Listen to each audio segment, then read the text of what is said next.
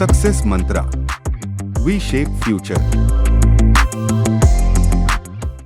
Hello everyone, welcome you all in today's the Hindu news analysis. तो आज के the Hindu में आपने देखा होगा कि ज़्यादा कुछ चीज़ें नहीं है। अगर आपने पढ़ा होगा अभी तक तो ज़्यादा कुछ चीज़ें नहीं है, but still you can figure out some things that is important as per your exam point of view, right. तो कुछ चीज़ें हैं जिन पे बात करेंगे। एंड टुडे आज एक मेरा बहुत मन है कि एक मिलिटेंसी पे एक एडिटोरियल आया है, I want to discuss that. Generally जो लोग डेली न्यूज़ देखते हैं उनको पता होगा कि I don't discuss editorial part in general purview, क्योंकि देखो एडिटोरियल परव्यू तुम्हारा पढ़ने के ऊपर चीज़ें हैं, बट हाँ कभी कुछ चीज़ें आ जाती है important, then I certainly discuss. आज भी वैसे ही आया and I have made some notes like this kind of things, ठीक है। तो I will be writing this on this, तो उसका टेंशन नहीं लेना है, वो मेरे पर्सनल नोट्स थे। तो उसका किस पर्पज से इंपॉर्टेंट है, तो maybe it can come into your examination, maybe not, that's why I am not emphasising it much, ठीक है। तो चलिए स्टार्ट करते हैं आज का। और द हिंदू में ज़्यादा कुछ नहीं था, that's why I have referred Indian Express, ठीक है। तो 7 products from the UP gets GI tag. तो जीआई टैग के बारे में देखेंगे। IIT Bombay ranks first in India 149 in the world QS world university ranking. तो ये वाला भी इंडियन एक्सप्रेस से ही फर्स्ट पेज पे आया था। Next is world competitiveness index, ये वाला भी इंडियन एक्सप्रेस से ही मिलेगा आपको। अब ये जो 3 टॉपिक्स थे ऊपर के, ये याद करने वाले हैं, इसमें ऐसा समझने जैसा कोई रॉकेट साइंस नहीं है, ठीक है। तो इस पे याद करने पे ज़्यादा फोकस करेंगे हम। Can Laos cave remains establish when humans first came to South east Asia, ये वही out of the blue topic है आपका जो कभी कभार एग्जाम में क्लियर होता है। What are the autonomous district councils, ADCs क्या होते हैं। तो एडीसीज देखना कहीं ना कहीं ज़रूरी है कि एडीसी होता क्या है।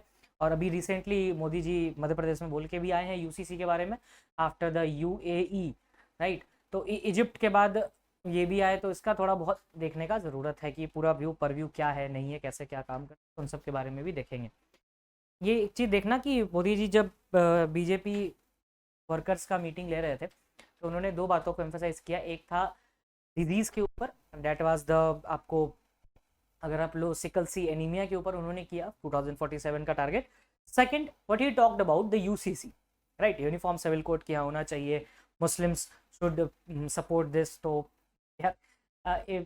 UCC it's very good thing, very perfect, very amazing, but आप ड्राफ्ट लेके आओ ना ऐसे हवा में, राइट। उत्तराखंड में आपने देखा होगा कि अभी तक यूसीसी चल ही रही है। अभी तक लॉ कमीशन ने भी कहा था कि नहीं, we don't need UCC as of now, right. तो चलिए ये डिफरेंट ओपिनियन है, डिफरेंट पर्सपेक्टिव है। एक हमें न्यूट्रल ओपिनियन रखना चाहिए कि हाँ आप लेके आइए, लेकिन हम एक इंक्लूसिव सोसाइटी की तरफ आगे बढ़ेंगे। तो बात तो नहीं करना है, हमारा एग्जाम टिक लगाने वाला है, तो उस हिसाब से पढ़ते हैं। 7 products from the UP get GI tag. अच्छा, यूपी का जीआई टैग ना एक खास बात से अभी एक कारण से और इम्पोर्टेंट है कि कुछ महीने पहले यूपी का जो जीआई टैग था वो 48 जीआई टैग्स थे यूपी के पास, और तमिलनाडु के पास 55 थे। अभी 7 ऐड हुए हैं यूपी में, तो हो गए इसके भी 55, तो दोनों के बराबर चल रहे हैं। ये चीज़ याद रखना, ठीक है। जीआई टैग होता क्या है, तो ज्योग्राफिकल इंडिकेशन, बेसिकली प्रोडक्ट पे साइन लगाया जाता है कि एक पर्टिकुलर ज्योग्राफिकल एरिया पे है। जैसे कि अगर आप लेमन टर्म में एग्जाम्पल है, बहुत आसान टर्म में एग्जाम्पल, जैसे लंगड़ा आम एक जीआई टैग है, ठीक है। लीची, मुजफ्फरपुर की लीची, that is the GI tag of that particular place. GI tag एक लिमिटेड टाइम के लिए दिया जाता है, that is for the 10 years, right. और चेन्नई में इसका रजिस्ट्रेशन ऑफिस है, तो देखते हैं क्या है नहीं। ये क्वालिटी इंश्योर करता है कि ये पर्टिकुलर प्रोडक्ट इसी जगह से सब स्टैंडर्ड प्रोडक्ट नहीं होना चाहिए। एक एक्ट है जो गवर्न करता है geographical indication of goods act 1999, it is issued by geographical indication registry Chennai, बताया ही थोड़ी देर पहले। उसके बाद प्रोडक्ट्स कवर्ड, इसमें कौन कौन सारे प्रोडक्ट्स कवर हो जाते हैं, agriculture, spirit drinks, wines, handicrafts. अच्छा, वाइन पे जीआई टैग अगर आपको पढ़ना हो ना, तो आप थोड़ा सा उसके बारे में पढ़ना, स्पेन और पोर्चुगल के बारे में, राइट। और अमेजिंग, वो ये जो विनरी है दैट इज अमेजिंग, एक बार पढ़ना जरूर। It's story on the YouTube also, Spain and Portugal, right, ये पढ़ना मजा आएगा। टेन्योर क्या होता है, 10 ईयर्स। अच्छा, ये कुछ प्रोडक्ट्स है जिनको यूपी में जीआई टैग मिला है। If I speak it out then ये है अमरोहा ढोलक एंड महोबा गौड़ा पत्थर, हस्तशिल्प, sorry, and Mainpuri Tarakashi, Mainpuri I visited that place, that is amazing good place. Sambhal horn craft, Baghpat home furnishings, Barabanki का हैंडलूम प्रोडक्ट एंड कालपी का handmade paper. Kalpi is also good place, if you ever visited then Etawah के पास कालपी पड़ता है, good place. There are 2 places that I have visited in my lifetime. This is Kalpi and that Barabanki तो almost हर कोई गया होगा जो भी यूपी बिहार से कनेक्ट करता है या ट्रैवल करता है, उन्हें बाराबंकी के बारे में पता होगा। तो मैनपुरी एंड कालपी, मैनपुरी तो सपा को अगर आप फॉलो करते होगे या सपा की न्यूज़ फॉलो करते होगे तो आपको पता होगा Mainpuri. And Kalpi is also good place that is related to Jhansi की रानी and handmade papers are really very good here, right. चलिए तो ये थोड़ा देखना और ट्राई करना कि देख लेना कि किस डिस्ट्रिक्ट में कौन सा जीआई टैग है, बस इतना पढ़ना है, that is more than enough, ठीक है। उससे ज़्यादा कुछ इसमें नहीं देखना। अब ये है तमिलनाडु वाला जो मैंने स्टार्टिंग में बता दिया, तो इसमें टाइम वेस्ट करने से हमारा कुछ भला नहीं हो रहा है। IIT Bombay ranks first in India 149 in the QS world university ranking. जब से आईआईटी बॉम्बे ने क्यूएस वर्ल्ड यूनिवर्सिटी रैंकिंग में पार्टिसिपेट किया है, पहली बार ऐसा हुआ है कि 150 के अंदर रैंक आई है, राइट। 170s में गई है बट 149 पहली बार आई है 150 के अंदर, तो ये चीज़ थोड़ा सा देखने लायक है। अच्छा, क्यूएस का फुल फॉर्म क्वैक्वेरल ये साइमंड्स, ठीक है, क्वैक्वेरली साइमंड्स इसका पूरा नाम है, वर्ल्ड यूनिवर्सिटी रैंकिंग। और इसने ओवरऑल स्कोर दिया है आईआईटी बॉम्बे को 51.7 out of 100। Massachusetts institute of technology QS rankings 2024 को टॉप किया है इसने, तो ये थोड़ा बहुत देखने वाली बातें हैं, ठीक है।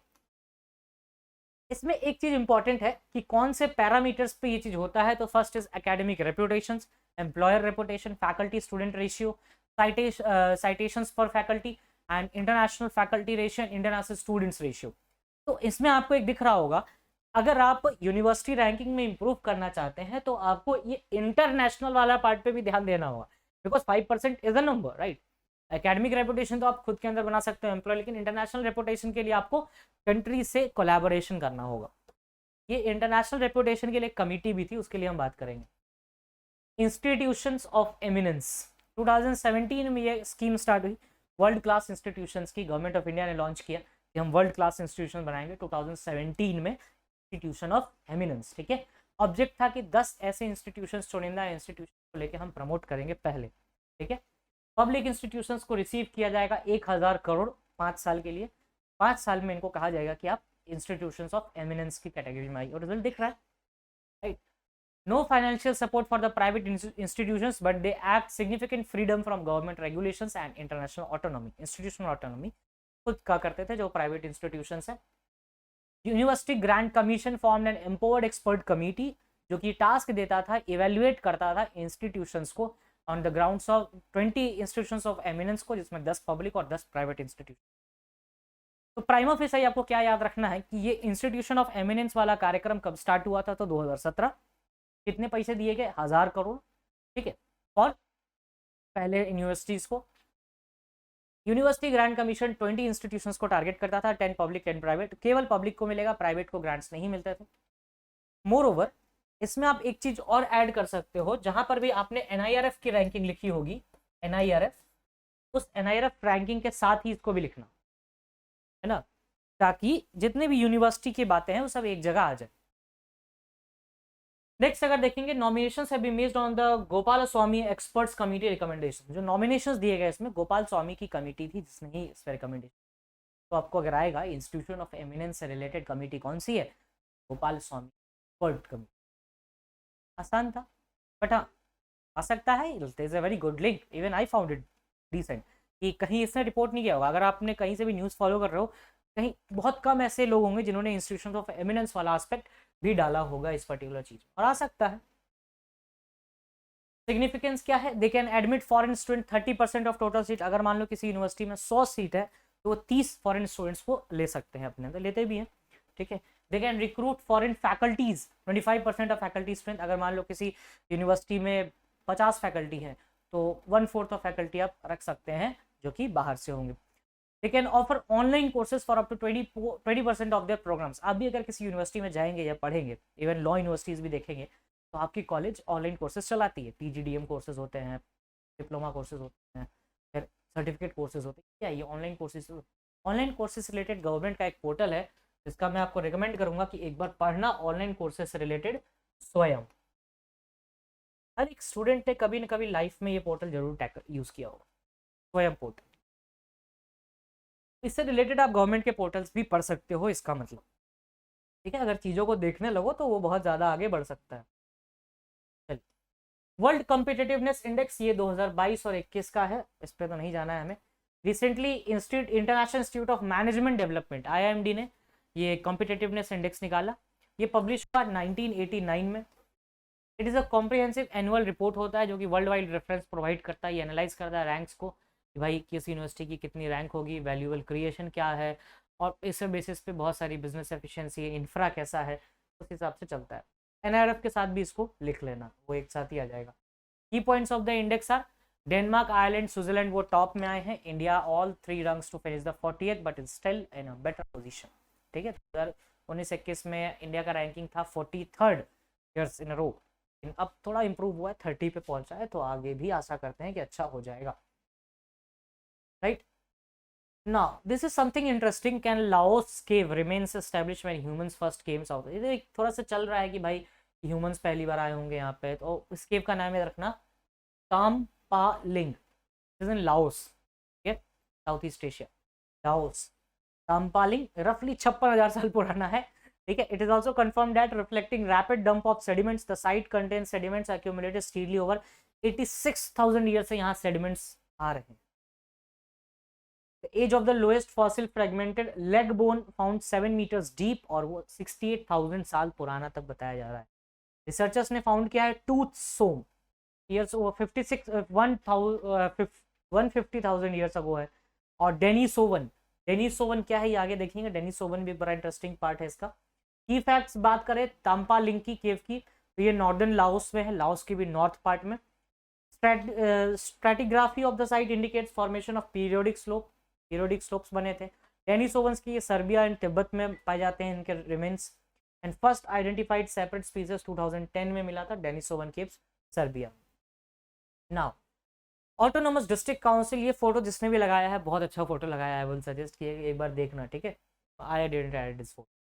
तो नॉर्थ ईस्ट इंसर्जेंसीज क्या आपको इससे रिलेट कर सकते हैं, तो देखो ऑटोनोमस डिस्ट्रिक्ट काउंसिल क्या होते हैं, शेड्यूल 6 जो है इंडियन कॉन्स्टिट्यूशन का, इसको आप आर्टिकल 371 से भी रिलेट कर सकते हो।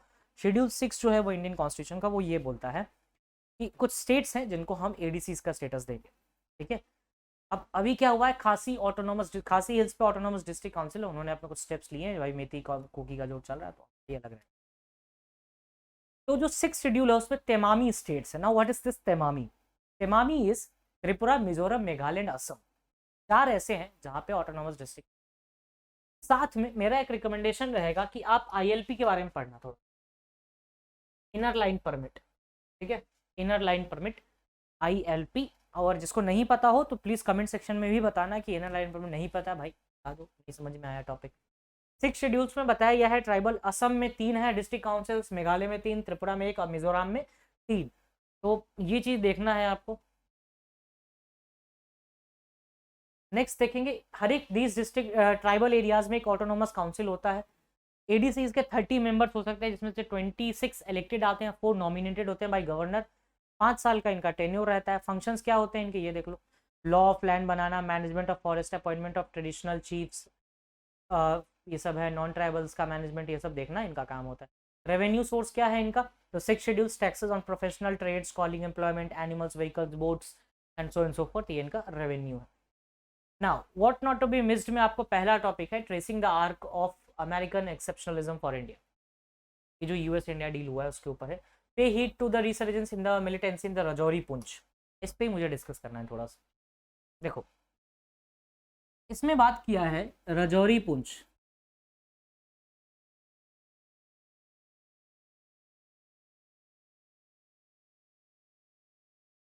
2002 के बाद से इस एरिया में, जम्मू कश्मीर वाले एरिया में मिलिटेंसीज या इंसर्जेंसीज को वो काफ़ी कम हो गई, बहुत अच्छे लेवल पे।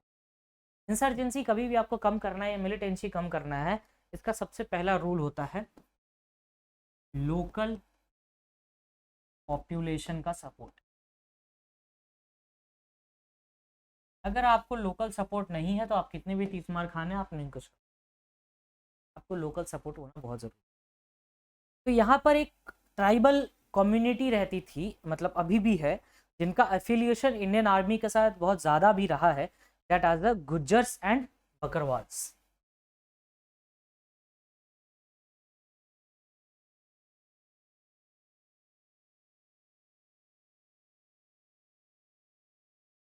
ये जम्मू कश्मीर के एसटी हैं, प्लस ये नोमैड्स हैं,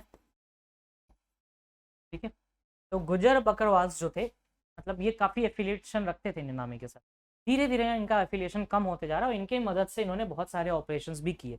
एक उसमें अगर ऑपरेशन का अगर नाम पूछे तो ऑपरेशन सर्प विनाश इन्होंने ही किया था, सर्प विनाश 2002 के बाद से, और काफ़ी मतलब अच्छे लेवल पे इन्होंने मिलिटेंसी को कम किया था।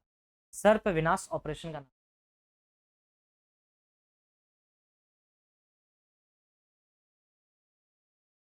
लेकिन धीरे धीरे इनका एफिलिएशन ये देखा जा रहा है कि कम होते जा रहा है। क्यों कम होते जा रहा है? ऐसा तो नहीं है कि भाई ये ओरिजिनली हिंदूज थे, उसके बाद ये जैसे वो ट्राइवल करते तो उसके बाद मुस्लिम में ये कन्वर्ट होते चले गए। तो एक चौधरी करके नाम है, उसने भी बताया इसके बारे में। पहला रीज़न ये है अनएम्प्लॉयमेंट। अगर आप अनएम्प्लॉयमेंट रखोगे लोगों को तो वो ऑब्वियसली मिलिटेंसी की तरफ बढ़ेंगे, वो आपकी सपोर्ट नहीं करेंगे क्योंकि आपसे उनको कोई बेनिफिट नहीं मिल रहा।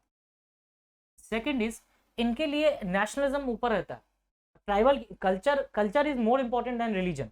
इनके लिए अगर देखो कल्चर जो है इनका, अगर आप प्रोटेक्ट कर रहे हो तो वो रिलीजन से बहुत ऊपर है इनके, तभी तो इन्होंने इंडियन आर्मी की सपोर्ट की। अनएम्प्लॉयमेंट। दूसरा है फॉरेस्ट एक्ट 2006 का इम्प्लीमेंटेशन। भाई ये जंगल वाले लोग हैं, तुम इनके ऊपर फॉरेस्ट एक्ट लगा दोगे, ये कहाँ से काम कर पाएंगे, कहाँ से सर्वाइव कर पाएंगे? आपने इनके सर्वाइवल पे ही क्वेश्चन डाल दिया। अनएम्प्लॉयमेंट हो गया, फॉरेस्ट एक्ट हो गया। थर्ड, अगर इनका आप इशू देखोगे तो वो सबसे इंपॉर्टेंट रहा लैक इन अपॉर्चुनिटीज। अपॉर्चुनिटीज कम मिलने लगी इनको, मोस्ट इलिटरेट है ये, अपॉर्चुनिटीज भी नहीं मिली। चौथा है, आपको अगर एजुकेशन नहीं देंगे तो आप क्या उखाड़ लोगे? कुछ नहीं, है ना। एजुकेशन बहुत कम, मिनिमल लेवल पे एजुकेशन। प्लस अगर आप एक चीज़ देखो इसमें, एजुकेशन कोविड-19 के बाद कुछ ज़्यादा ही मतलब इनके से एजुकेशन छीना गया। तो ये सब कुछ रीजंस, तो प्लीज़ इस आर्टिकल को पढ़ना अच्छे से, ठीक है। और ये गुज्जर बकरवाल्स के बारे में भी पढ़ना, गूगल करना, मज़ा आएगा पढ़ने में। हर कुछ एग्जाम के लिए नहीं पढ़ा जाता, कुछ कुछ चीज़ें ऐसी पढ़ी जाती। Next is, what is the name of the multilateral bank established by the BRICS? तो NDB and Wagner Group is from the Russia, and the national exit test is for the medical. India ended Special Olympics by 202, and rest is history. So these were the things that you must be knowing today. If you any doubt, just mention in the comment section. Thank you. That's all from my side.